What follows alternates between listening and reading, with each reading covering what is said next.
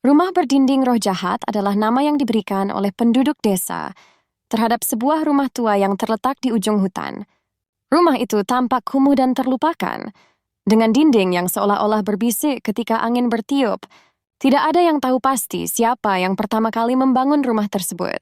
Tetapi desas-desus mengatakan bahwa rumah itu telah ada selama lebih dari 1 abad. Orang-orang setempat percaya bahwa dinding rumah itu bukanlah dinding biasa, melainkan terbuat dari roh-roh jahat yang terperangkap di dalamnya. Menurut legenda setempat, rumah itu dulunya dimiliki oleh seorang dukun hitam yang sangat berkuasa. Dukun tersebut dikenal sering melakukan ritual-ritual gelap, mengundang roh-roh jahat dari alam lain untuk membantunya mendapatkan kekuatan. Dalam sebuah ritual yang gagal, roh-roh yang dipanggilnya menolak pergi dan justru menyatu dengan dinding rumahnya.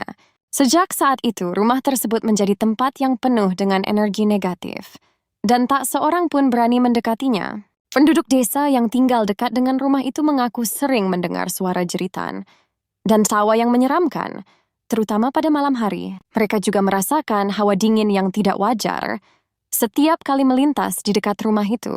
Tidak sedikit yang percaya bahwa roh-roh jahat yang terperangkap di dalam dinding rumah tersebut sedang mencari cara untuk bebas, dan mereka akan menyerang siapa saja yang cukup berani memasuki rumah tersebut.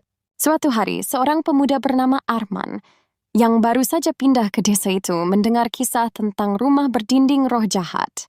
Berbeda dengan warga lainnya, Arman tidak percaya pada cerita-cerita mistis. Dia merasa semua itu hanyalah takhayul yang berkembang dari rasa takut penduduk desa.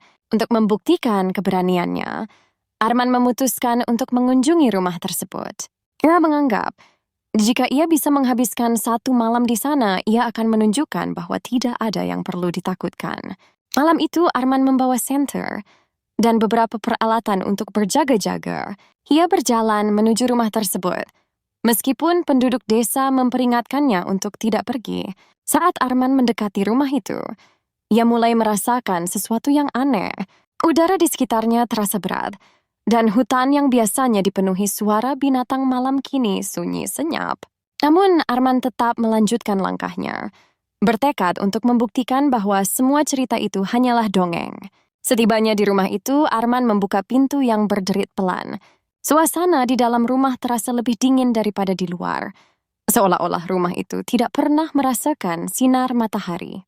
Ia menyorotkan senternya ke dinding, dan saat itulah ia mulai merasa tidak nyaman. Dinding-dinding rumah itu tampak seperti bergerak, seolah-olah ada sesuatu di baliknya yang mencoba keluar. Namun Arman masih menolak percaya dan memutuskan untuk mengeksplorasi lebih jauh. Saat ia berjalan ke ruang tengah, tiba-tiba terdengar suara bisikan dari dinding. Arman berhenti, berusaha mendengarkan lebih jelas, tetapi bisikan itu semakin lama semakin keras. Harus memenci neselizor.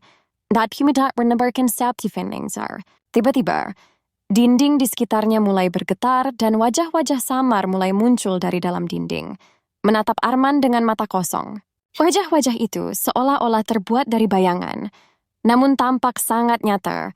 Ketakutan mulai menjalari Arman, namun ia masih berusaha berpikir rasional. Mungkin semua ini hanya halusinasi akibat kecemasan, pikirnya. Namun, saat wajah-wajah itu mulai bergerak seolah-olah mereka berusaha mendekat, Arman tahu bahwa ini bukan sekadar imajinasi. Dalam kepanikan, ia mencoba berlari keluar dari rumah. Tetapi pintu depan tertutup dengan keras, seolah-olah ada kekuatan yang menahannya dari luar. Arman berteriak meminta tolong, tetapi suaranya tidak terdengar keluar. Dinding-dinding rumah tampak semakin hidup. Wajah-wajah yang muncul semakin banyak dan tawa jahat mulai memenuhi udara. Arman merasa seperti terjebak dalam mimpi buruk yang tidak bisa ia hindari. Ia mencoba membuka jendela, tetapi semuanya terkunci rapat.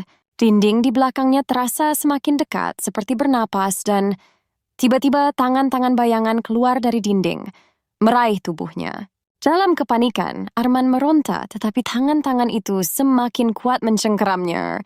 Tawa dari roh-roh jahat itu semakin keras, dan Arman merasa seperti akan ditarik masuk ke dalam dinding. Dia berusaha sekuat tenaga untuk melawan, tetapi tubuhnya mulai melemah. Tepat sebelum kesadarannya hilang, Ia melihat bayangan hitam besar muncul dari dinding dengan mata merah yang berkilat. Roh jahat itu tertawa terbahak-bahak, menikmati penderitaannya. Keesokan harinya, penduduk desa menemukan rumah itu dalam keadaan sunyi. Mereka mencari Arman, tetapi tidak menemukan jejak keberadaannya. Di dalam rumah, hanya ada ketenangan yang mencekam seolah-olah tidak ada yang pernah terjadi.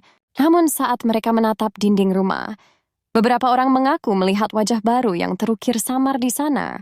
Wajah Arman yang tampak meringis dalam kesakitan. Sejak kejadian itu, rumah tersebut menjadi semakin ditakuti. Penduduk desa tidak lagi berani mendekat, dan beberapa dari mereka bahkan meninggalkan desa karena takut roh-roh jahat di rumah itu akan merambat keluar. Legenda tentang rumah berdinding roh jahat semakin kuat, dan orang-orang dari luar desa mulai tertarik untuk menyelidiki. Namun, setiap orang yang mencoba memasuki rumah itu tidak pernah kembali. Kini, rumah itu dibiarkan begitu saja, dikelilingi oleh pepohonan yang semakin rapat, seolah-olah alam pun berusaha menyembunyikan tempat itu dari dunia luar. Tetapi, bisikan-bisikan dari dinding rumah itu masih bisa terdengar di malam hari, mengingatkan siapapun yang mendekat bahwa roh-roh jahat masih terperangkap di dalam, menunggu kesempatan untuk bebas.